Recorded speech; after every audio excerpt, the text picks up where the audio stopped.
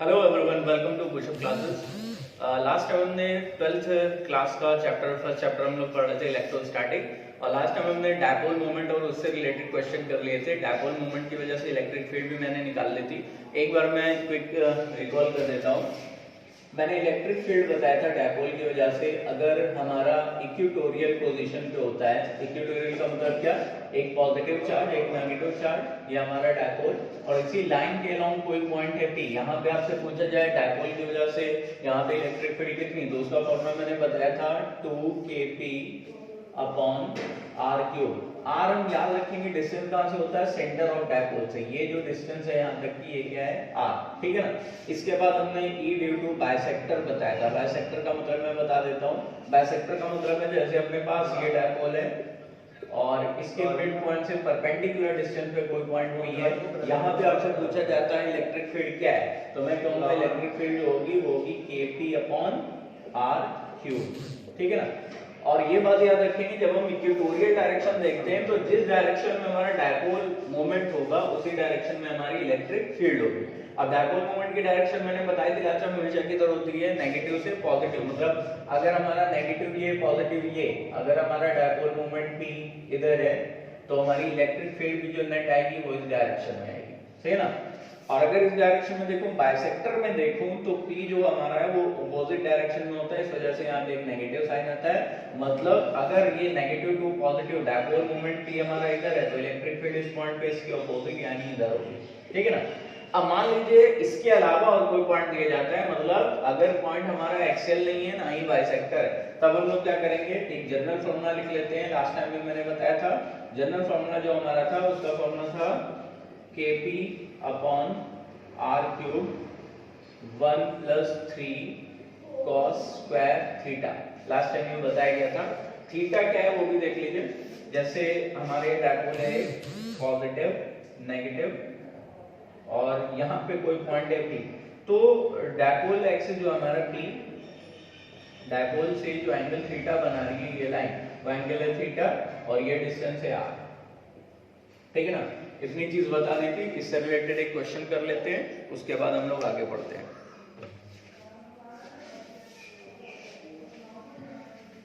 ठीक है ना। तो एक क्वेश्चन देख लेते हैं हम लोग। कहता है कि हमारा कार्टेशियन कोऑर्डिनेट है, कार्टेशियन प्लेन है एक्चुअली, और ये हमारा एक्स एक्सिस, ये हमारा वाई एक्सिस। यहाँ पर एक डायपोल कुछ इस तरह रखा है ना। एक डायपोल ये रखा है जो एक्स एक्सिस के साथ 45 का एंगल बना रहा है, और ओरिजिन से एक कोऑर्डिनेट दिए 0, y। यहाँ पर नेट डायपोल बताना है, ठीक है ना। यहाँ पर हमें नेट डायपोल बताना है और विद वेक्टर फॉर्म बताना है। अगर मैग्नीट्यूड पूछा जाता तो हम लोग डायरेक्ट फॉर्मूला अप्लाई कर देते, लेकिन यहाँ पे मेरे को क्या बताना है, वेक्टर फॉर्म में बताना है, ठीक है ना। तो अभी मैं अगर इस पॉइंट P को ध्यान से देखूं तो मुझे ना ही ये एक्सियल नजर आ रहा है ना ही बाइसेक्टर नजर आ रहा है ना। तो अगर नहीं नजर आता तो उसे बाइसेक्टर और इक्वेटोरियल बना देते हैं। कैसे बनाएंगे, मैं इस डायपोल मोमेंट के यानी ये जो P है इसके कंपोनेंट ले लेता हूं। तो अगर P का मैं इस डायरेक्शन में कंपोनेंट लूं तो एक मुझे डायपोल मोमेंट मिलेगा जिसकी वैल्यू होगी P cos 45 यानी कि P into 1/√2, cos 45 की वैल्यू 1/√2, ठीक है ना। और अगर इसका डाउनवर्ड डायरेक्शन में कंपोनेंट लेता हूं तो मुझे एक dipole moment P cos theta sin theta वापस से मिलता है P/√2 डाउनवर्ड डायरेक्शन में, ठीक है ना। ये मान लीजिए इसका सेंटर है और इसका सेंटर ये। अब ये जो पॉइंट P है वो कितनी डिस्टेंस पे, y डिस्टेंस पे, तो यहां से मान लीजिए y डिस्टेंस हो गई इस पॉइंट P की। ये जो डिस्टेंस है पूरी लेंथ कितनी है, y, और यहां से भी कितनी डिस्टेंस पे है, y पे, ठीक है ना। इतनी बात समझ आती है। अभी मेरे को इसका भी डायपोल मोमेंट नेट फील्ड चाहिए, इसकी भी फील्ड चाहिए। तो मेरे को पता है जब मैं बाइसेक्टर पे निकालता हूं तो इलेक्ट्रिक फील्ड की वैल्यू कितनी होती है, kp अपॉन r क्यूब। तो मैंने लिखा kp अपॉन r की जगह कितना है, y क्यूब। अब यहाँ p की जगह क्या है, p/√2, तो यहाँ √2 भी लिख देंगे। अब डायरेक्शन देख लेते हैं, क्योंकि मुझे वेक्टर फॉर्म में चाहिए तो मुझे डायरेक्शन का मतलब है, ठीक है ना। तो मैं कहूंगा बाइसेक्टर में देखते हैं जिस डायरेक्शन में डायपोल होता है उसके ऑपोजिट डायरेक्शन में मुझे इलेक्ट्रिक फील्ड मिलती है। अगर ये पॉजिटिव एक्स एक्सिस है तो electric field negative x axis में होगी, तो यहाँ मैं लिख दूंगा माइनस का i का, सही ना। तो ये हो गया आपका बाइसेक्टर B लिख देते हैं। दूसरा हमें क्या चाहिए, यहाँ पे एक्सेल चाहिए, तो A due to axial position वो आ जाएगा कितना, एक्सेल पोजीशन पे मैंने अभी फॉर्मूला बताया था कितना होता है 2kp/r³। तो यहाँ लिख दूंगा 2kp, p हमारा क्या डायपोल मोमेंट p/√2, तो लिख दिया मैंने p/√2। r क्या है, सेंटर से डिस्टेंस यानी y का क्यूब। अब मैंने बताया था जिस डायरेक्शन में डायपोल मोमेंट होगा उसी डायरेक्शन में इलेक्ट्रिक फील्ड होगी, यानी अभी हमारा डायपोल मोमेंट डाउनवर्ड है तो इलेक्ट्रिक फील्ड किधर होगी, डाउनवर्ड, यानी माइनस ऑफ j, ठीक है ना। तो यहाँ लिख देता हूँ माइनस j कैप। अब मेरे को नेट चाहिए तो यहाँ पे लिख देता हूँ E नेट, और ये √2 से 2 टाइम जाएगा। तो यहाँ पे देखिए कॉमन क्या क्या आ रहा है अपना, कॉमन आ रहा है यहाँ पे kp, है ना। तो लिख दूंगा k कॉमन है, p कॉमन है अपना, अपॉन y³ कॉमन है, और यहाँ से लिख दूंगा माइनस i कैप, और ये आ जाएगा माइनस j कैप, ठीक है ना। और ये बाइसेक्टर वाला अपना था 2kp की जगह p/√2 upon r³ minus j, और √2 ये √2 टाइम चला गया, और ये था kp/√2, तो यहाँ पे 1/√2 और √2, मतलब √2 इधर लिख देता हूँ और 1/√2 इधर लिख देता हूँ। इन्हीं बात समझ आ गई, ये अपनी होगी net field due to this particular electric dipole. Next हम लोग पढ़ेंगे इसके आगे की बात कर लेते हैं।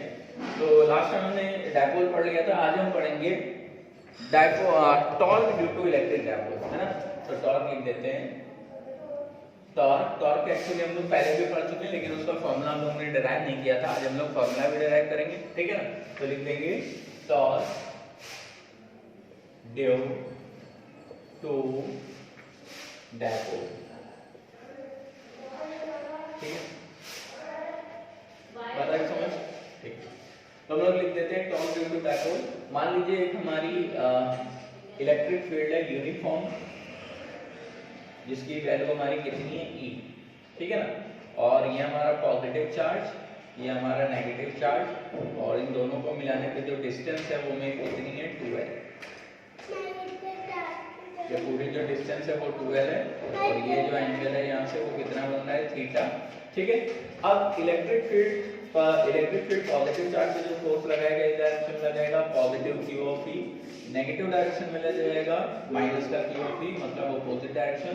तो यहाँ से देख के मैं बता सकता हूँ net force on dipole, net force कितना लगेगा, Q इधर है, Q इधर है, तो मैं कहूँगा F net is equal to 0। Net force कितना लग रहा है, 0। लेकिन अगर मैं डायपोल की बात करूं तो ये वाला Q से इधर ले जाना चाहेगा, माइनस Q इधर ले जाना चाहेगा, तो ये रोटेट करेगा। और कोई भी चीज रोटेट हमें पता है कब करते हैं, जब उसके ऊपर टॉर्क लग रहा हो, है ना। तो यहाँ पे टॉर्क वर्क कर रहा होगा, और टॉर्क का फॉर्मूला हमें पता है परपेंडिकुलर डिस्टेंस इनटू फोर्स, ठीक है ना। परपेंडिकुलर डिस्टेंस इनटू फोर्स का फॉर्मूला होता है। तो यहाँ से अगर मैं इसके रिस्पेक्ट में देखूं तो ये वाली जो डिस्टेंस है 12 cos थीटा इधर, 12 sin थीटा इधर, तो ये लिख दूंगा 2l sin थीटा, फोर्स है अपना QE, और ये 12 sin थीटा, तो यहाँ लिख दूंगा 2l sin theta into Q times of E, है ना। तो इसे मैं लिख दूंगा टॉर्क बाय 2QL, तो ये बन गया 2QL, और यहाँ पे आ जाएगा अपना कितना E sin थीटा। 2QL हमारा क्या है, मैंने बताया था चार्ज और इनके बीच की डिस्टेंस, चार्ज है हमारा Q, बीच की डिस्टेंस 2L, तो क्या बन गया डायपोल मोमेंट, इसका वैल्यू क्या होगी P। तो टाउ का फॉर्मूला हो गया P, अभी मैं वेक्टर ना लिखूं, मैग्नीट्यूड लिख रहा हूं ना, अभी मैं मॉड इसका लिख रहा हूं, तो ये आ जाएगा PE sin theta. sin theta किसमें आता है, क्रॉस प्रोडक्ट में, तो अब मैं लिख सकता हूं वेक्टर फॉर्म में tau is equal to P cross E। ये हमारा किसका फॉर्मूला हो गया, टॉर्क। बात है समझ, यानी कि जब भी हमारा कोई भी एक डायपोल है यूनिफॉर्म इलेक्ट्रिक फील्ड में रखा है, तो जो नेट फोर्स होगा हमेशा 0 होगा। टॉर्क हमारा डिपेंड करेगा उसके बीच के एंगल पे, है ना। अगर एंगल 0 है तो टॉर्क भी 0 हो जाएगा, एंगल कुछ और हो तो टॉर्क भी चेंज हो जाएगा, ठीक है। इस फॉर्मूले को याद रखेंगे, बहुत जगह काम आता है। इससे रिलेटेड एक क्वेश्चन हम लोग कर लेते हैं।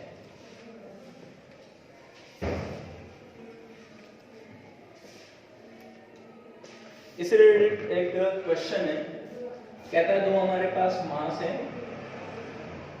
सेम मास है, आइडेंटिकल, उनके ऊपर चार्ज दिया है प्लस का Q और माइनस का Q, और ये हमारा एक इलेक्ट्रिक फील्ड में रखा हुआ है कुछ ऐसे, ठीक है ना, और ये जो डिस्टेंस है वो पूरी है L।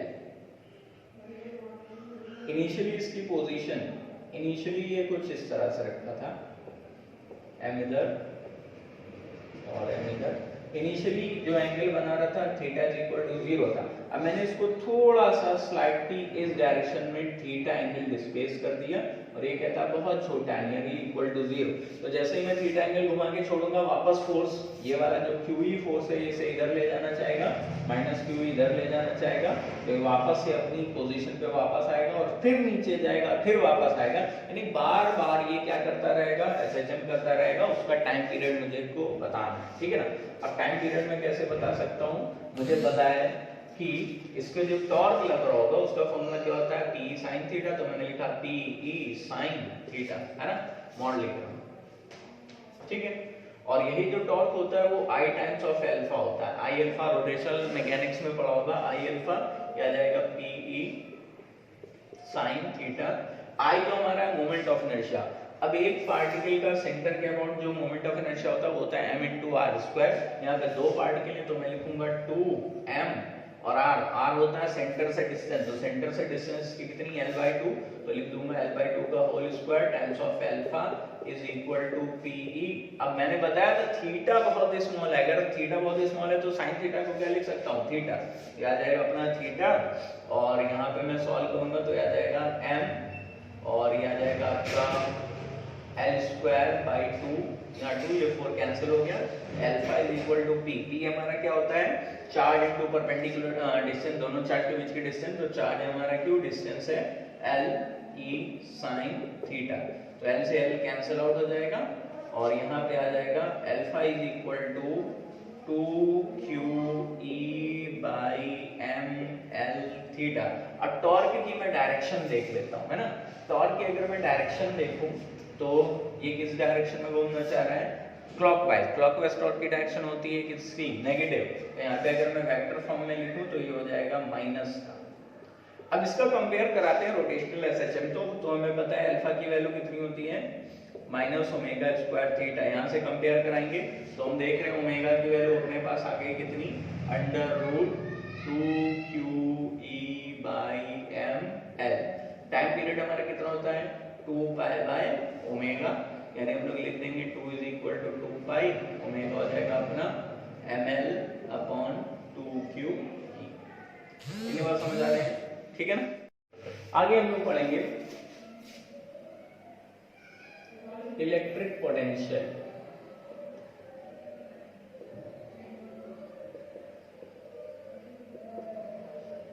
है ना। आगे हम लोग पढ़ेंगे इलेक्ट्रिक पोटेंशियल। तो आपने 10th क्लास में भी पढ़ा है इलेक्ट्रिक पोटेंशियल क्या होता है।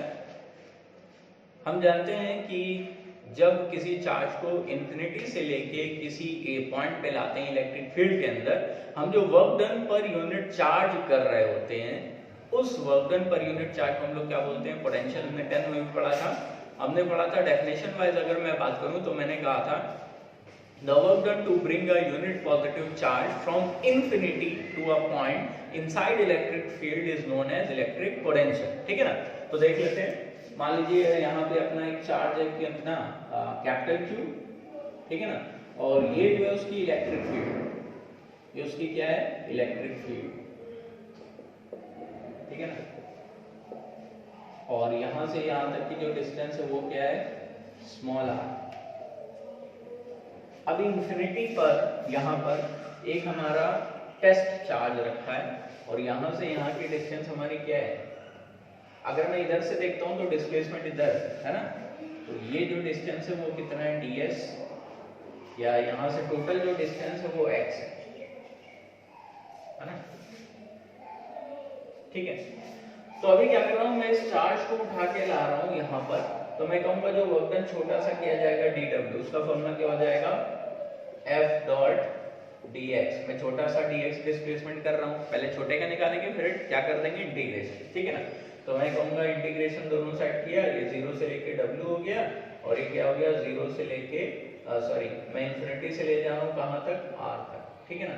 तो इसको अगर मैं करूँ तो यह जाएगा 1/4 4 pi epsilon not Q1, Q1 की जगह अपना कितना है कैपिटल Q और ये कितना है स्मॉल q नॉट और डिवाइडेड बाई यहाँ पे लिखेंगे x स्क्वायर और ये आ जाएगा कितना dx।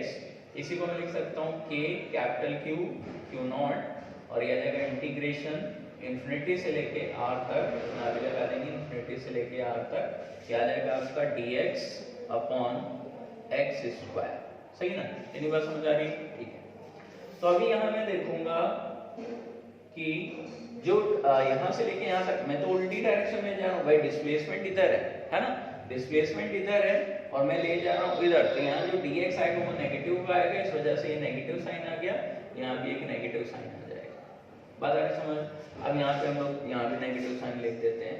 अब यहाँ पे मैं वैल्यू डालूंगा 1/x², इंटीग्रेट करूंगा तो कितना हो जाएगा, 1/x² का होता है -1/x, माइनस माइनस मिलके बन गया प्लस, आ जाएगा k कैपिटल Q नॉट और यहाँ पे क्या आ जाएगा बेटा 1/x, कहाँ से लेके कहाँ तक, r से लेके इन्फिनिटी। सॉल्व करेंगे तो वर्क डन हमारा जो आ जाएगा वो कितना आ जाएगा, k capital Q not divided by कितना 1/r माइनस 1/इंफिनिटी, 1/इंफिनिटी होता है 0 तो आ जाएगा r। तो हमें पोटेंशियल का पता है वो कितना होता है W/Q, W/Q, W की वैल्यू ये रखेंगे, Q हमारा Q नॉट है, दोनों को डिवाइड करेंगे तो potential due to one charge वो कितना आ जाएगा KQ डिवाइडेड बाय R। ये याद रखेंगे, एक चार्ज की वजह से इतना पोटेंशियल होता है, ठीक है ना। फिर से मैं बता देता हूँ इलेक्ट्रिक पोटेंशियल क्या है। जब किसी यूनिट पॉजिटिव चार्ज को हम इन्फिनिटी से किसी एक पॉइंट पे इलेक्ट्रिक फील्ड के अंदर लाते हैं तो जो हम work done per unit charge करते हैं W/Q, इसी को हम लोग क्या बोलते हैं, इलेक्ट्रिक पोटेंशियल। तो मैंने मान लीजिए यहाँ से यहाँ तक की जो डिस्टेंस थी वो कितनी थी x, यहाँ मैं छोटा सा डिस्प्लेसमेंट करा रहा हूँ dx, है ना। तो जब dx कराऊंगा तो यहाँ से उसकी डिस्टेंस कितनी बचेगी x, तो मैं यहाँ लिखूंगा dw is equal to force into displacement, force की वैल्यू है 1/4 pi epsilon naught q q1/x² dx। अब क्योंकि मैं अपोजिट डायरेक्शन में डिस्प्लेसमेंट करा रहा हूँ तो इसको लिख दूंगा माइनस ऑफ dx, 1/x² का इंटीग्रेशन करूंगा -1/x, पूरा सॉल्व करके आ गया ये। यानी कि जनरली हम लोग देखेंगे एक पॉइंट के चार्ज की वजह से जो पोटेंशियल होता है वो कितना होता है KQ/R, ठीक है। चलिए आगे बढ़ते हैं।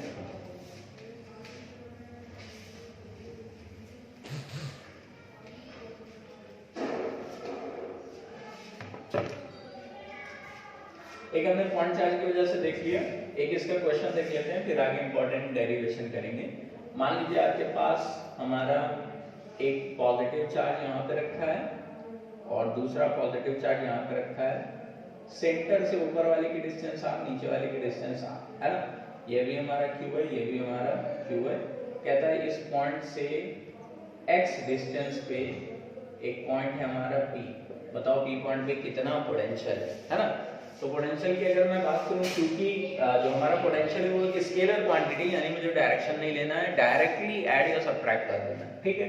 तो हम जानते हैं इसकी वजह से यहाँ पे जो डिस्टेंस होगी ये क्या हो जाएगी √r² प्लस x²। तो potential due to first charge V1, उसकी वैल्यू हो जाएगी KQ/R, R की वैल्यू कितनी है √r² प्लस x²। इसी तरह V2 देख लूंगा वो कितना है KQ/√r² प्लस x²।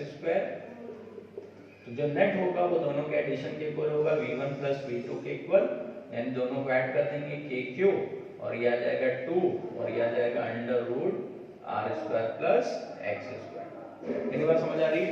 याद रखना है, पॉइंट टू पे नोट है, याद क्या रखना है, always take charge with sign. जितने भी हमारे चार्ज सबको किसके साथ लेना है, साइन के साथ लेना है, ठीक है। तो ये हमेशा याद रखेंगे, साइन को इग्नोर नहीं करेंगे क्योंकि ये एक स्केलर क्वांटिटी है, हमें चार्ज रखना ही पड़ेगा, ठीक है ना। आगे बढ़ते हैं।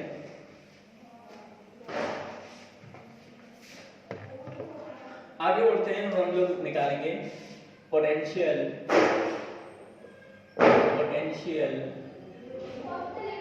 ड्यू टू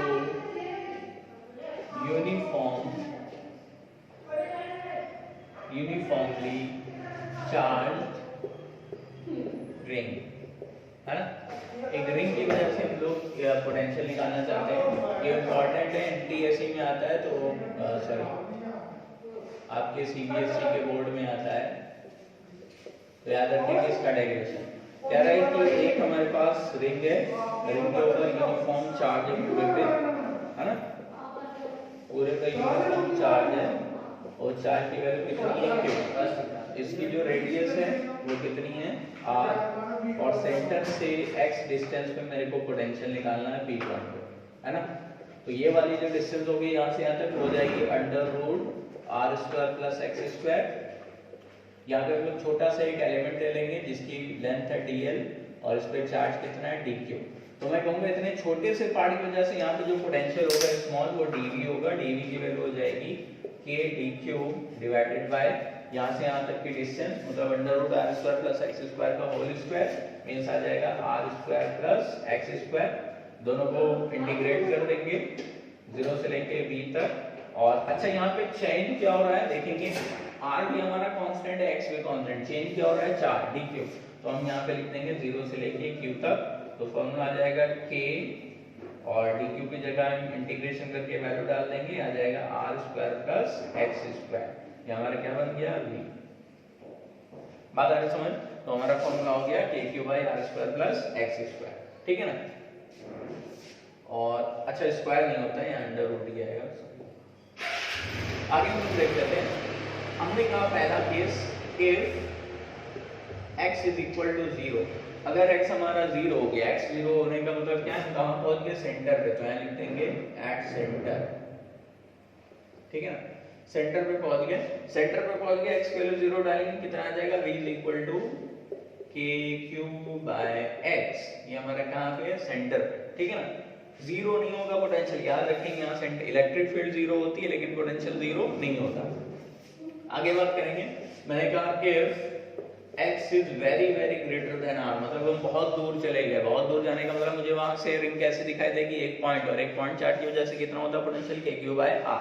तो देख लेंगे यहाँ पे हम लोग r को नेग्लेक्ट कर सकते हैं, r नेग्लेक्ट कर देंगे, यहाँ बचेगा under root X square, under root हटाएंगे तो बचेगा x, यानी v की वैल्यू कितना हो गया kq बाय x।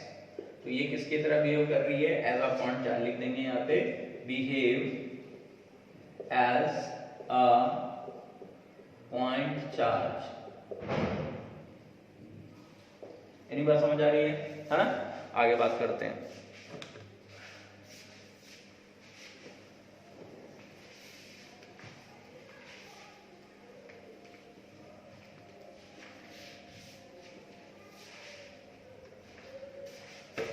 आगे देख लेते हैं, नेक्स्ट क्वेश्चन देखते हैं इससे रिलेटेड। कहता है कि हमारे पास मान लीजिए दो रिंग है ना, दो रिंग है और दोनों के बीच की जो डिस्टेंस है वो कितनी है अंडर रूट 3r, दोनों की रेडियस कितनी है r, इसकी भी रेडियस r और इसकी भी रेडियस कितनी है r, इनके ऊपर यूनिफॉर्मली चार्ज डिस्ट्रीब्यूट है ऐसा कुछ, और इसके ऊपर भी यूनिफॉर्म चार्ज है, ठीक है ना। और जो फर्स्ट वाली रिंग है इसका सेंटर है A, इसके ऊपर जो चार्ज है वो है कैपिटल Q1, सेकंड वाली रिंग का जो सेंटर है वो B है, इसके ऊपर जो चार्ज है वो क्या है कैपिटल Q2, सही ना। अभी पूछ रहे हैं मेरे को बताओ VA माइनस VB की वैल्यू क्या होगी, मतलब पोटेंशियल डिफरेंस पूछा है, ठीक है ना। तो चलिए निकाल लेते हैं। अगर मैं देखूं A पॉइंट पे पोटेंशियल कितना है, ठीक है ना, तो हम लोग पहली बार में देख रहे हैं इस रिंग के सेंटर में, तो kq बाई r होगा, लेकिन याद रखेंगे जितना ज्यादा चार्ज होगा, जहां जहां चार्ज होगा उन सबकी वजह से दिए हुए पर्टिकुलर पॉइंट पे हमें पोटेंशियल निकालना पड़ेगा। यानी अगर मैं रिंग 1 की बात करूं तो q1 की वजह से सेंटर पे जो पोटेंशियल होगा प्लस Q2 की वजह से जो यहाँ इस सेंटर पे पोटेंशियल होगा, दोनों हमें लिखना पड़ेगा, है ना। तो मैं लिखूंगा potential at point A point पे जो पोटेंशियल होगा वो पहले तो Q1 की वजह से लिख देता हूँ, वो कितना हो जाएगा KQ1 बाय R। हमने भी देखा था कि सेंटर पे एक रिंग के कितना पोटेंशियल होता था KQ बाय R। अब सेंटर से x डिस्टेंस पे कितना होता था KQ upon under root R square plus x square, तो मैं लिख दूंगा plus KQ2 upon under root R square, radius कितनी है इसकी आर, तो आर स्क्वायर प्लस एक्स मतलब यहाँ से यहाँ तक की डिस्टेंस वो कितनी है √3r, इसका स्क्वायर करेंगे तो आ जाएगा 3r स्क्वायर, है ना। तो इसको फाइनली लिख सकता हूँ मैं KQ1 बाय r plus KQ2 divided by 2r, है ना। ये हो गया VA। सिमिलरली B पे निकाल लूंगा इस पॉइंट पे, मतलब Q2 की वजह से भी और Q1 की वजह से भी। तो Q2 की वजह से लिखूंगा KQ2 divided bye r, Q1 की वजह से लिखूंगा KQ1 डिवाइडेड बाय 2r। मेरे को क्या चाहिए VA माइनस VB यानी दोनों का डिफरेंस, तो मैंने लिखा VA minus VB is equal to, दोनों को सब्ट्रैक्ट कर देंगे, कॉमन आप देख लीजिए क्या आ रहा है K बाय R कॉमन आ रहा है, तो यहाँ पे क्या बचा पहले यहाँ देख लेते हैं ना, यहाँ बच रहा है Q1 प्लस Q2 बाय 2, ठीक। और B वाले में क्या बच रहा है माइनस का Q2 माइनस Q1 बाय 2।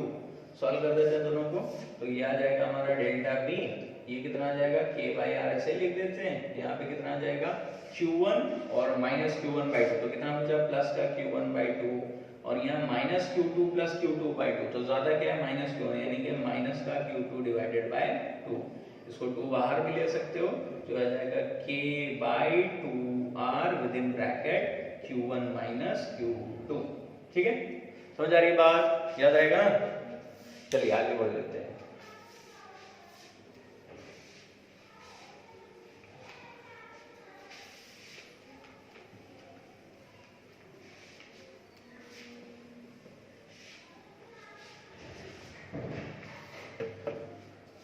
अब हम बात करेंगे पोटेंशियल एनर्जी की,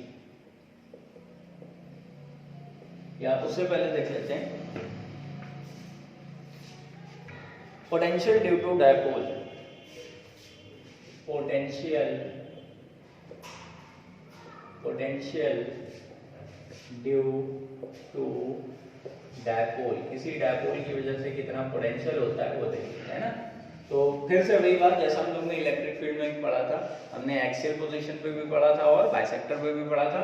तो पहले एक्सियल देख लेते हैं, लिख देंगे एट एक्सियल पोजीशन, एक्सियल को इक्वेटोरियल भी बोलते हैं ना, एट एक्सियल पोजीशन। तो मान लीजिए यहाँ पे हमारा वापस से वही एक डायपोल रखा हुआ है, पॉजिटिव नेगेटिव, इनके बीच की डिस्टेंस कितनी है 2L, है ना। और ये सेंटर है, सेंटर से R डिस्टेंस, सेंटर से R डिस्टेंस, यहाँ पे एक पॉइंट है P, यहाँ पे हमें क्या निकालना है पोटेंशियल, ठीक है ना, P12 पोटेंशियल निकालना है। तो यहाँ पे जो चार्ज है पॉजिटिव, यहाँ पे क्या है नेगेटिव, तो पहले मैं लिखूंगा V1 क्या है potential due to charge plus Q, plus की वजह से मैं लिखूंगा KQ डिवाइडेड बाय, अच्छा ये डिस्टेंस है 2L, ये डिस्टेंस है L, ये डिस्टेंस है R, तो बीच की कितनी बची भाई R ये L ये, तो R माइनस L ये डिस्टेंस बची, तो मैं यहाँ लिखूंगा R माइनस L। दूसरा लिख देता हूँ V2 is the potential due to minus charge, इसको क्या लिखूंगा, अब मैंने बताया था यहाँ चार्ज लेना जरूरी है बेटा, है ना। इलेक्ट्रिक फील्ड में हम चार्ज नहीं लेते थे क्योंकि वहां डायरेक्शन ले लेते थे, वो वेक्टर क्वांटिटी थी, यहाँ तो स्केलर है, तो इसे मैं लिख दूंगा माइनस का KQ डिवाइडेड बाय ये डिस्टेंस कितनी है R प्लस L, ठीक है। अब हम बात करेंगे टोटल पोटेंशियल V का फॉर्मूला जो होगा वो V1 प्लस V2 हो जाएगा, दोनों की वैल्यू पुट कर देते हैं, KQ कॉमन है, अंदर क्या बचा 1/R माइनस L और माइनस का क्या आ जाएगा 1/R प्लस L, ठीक है ना। तो आप लिख देते हैं KQ, अंदर हम लोग होल स्क्वायर ले लेंगे R square minus L square, और यहाँ क्या बचा R plus L minus R minus L, ठीक है ना। और R प्लस L यहाँ हो गया, R plus L minus R, ये हो जाएगा प्लस L, ठीक है। R कैंसिल हो गया, ये आ जाएगा आपका कितना KQ और LL मिलके क्या बनाएंगे 2L, नीचे आ गया R square minus L square, ठीक है। अब यहाँ हम देखेंगे 2QL मिलके क्या बनाएगा, बिल्कुल सही, ये क्या बना देगा P मतलब डायपोल मोमेंट, यहाँ हम लिख देंगे KP upon R square minus L square, ये आ जाएगा आपका net potential at axial position, ठीक है ना। मेरी बात समझ आ रही है, ये जनरल फॉर्मूला है ना, ये जनरल फॉर्मूला है।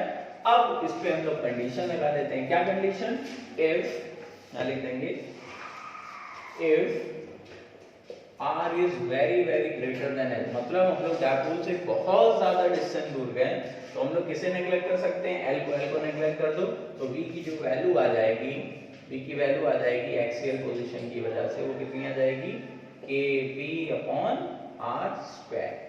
ये हमारा एक्सियल की वजह से फाइनल फॉर्मूला है, ठीक है ना, बात आ रही समझ। इसी तरह हम लोग देख लेंगे बाइसेक्टर पे, इसी तरह हम लोग कहां देख लेंगे, बाइसेक्टर पे, वो लिख देंगे एट बाइसेक्टर पोजीशन। बाइसेक्टर मतलब क्या है, कल भी मैंने बताया था, ये पॉजिटिव ये नेगेटिव है ना, बीच का जो डिस्टेंस है वो 2L है, L यहाँ से यहाँ तक और सेंटर से वापस से L, यहाँ से R डिस्टेंस पे एक पॉइंट है P, यहाँ पे मेरे को क्या बताना है, नेट पोटेंशियल, ठीक है। तो अभी मैं देखूंगा ये जो डिस्टेंस है वो कितनी है, √R² प्लस L², ये वाली डिस्टेंस देखूंगा ये भी कितनी है, √R² प्लस L², ठीक है। तो मैं V1 लिखूंगा, V1 क्या है, V1 is the potential due to negative charge, minus का Q है, इसकी वजह से वहां पे प्लस का Q, ठीक है ना। तो ये लिखूंगा माइनस का KQ/R, R यहाँ से यहाँ तक की डिस्टेंस वो कितनी बच्चे, √R² plus L², V2 is the potential due to positive charge plus Q, तो इसे लिख दूंगा plus KQ divided by √R² plus L²। V net की बात करूंगा तो ये देख रहे हैं पॉजिटिव, ये देख रहे हैं नेगेटिव, तो टोटल क्या हो गया, 0, यानी कि बाइसेक्टर पे हमेशा जो पोटेंशियल होगा वो हमेशा क्या होगा, 0, ठीक है ना। ओके, तो आज के लिए इतना ही रखते हैं, आगे नेक्स्ट वीडियो में लोग इसके आगे बढ़ेंगे।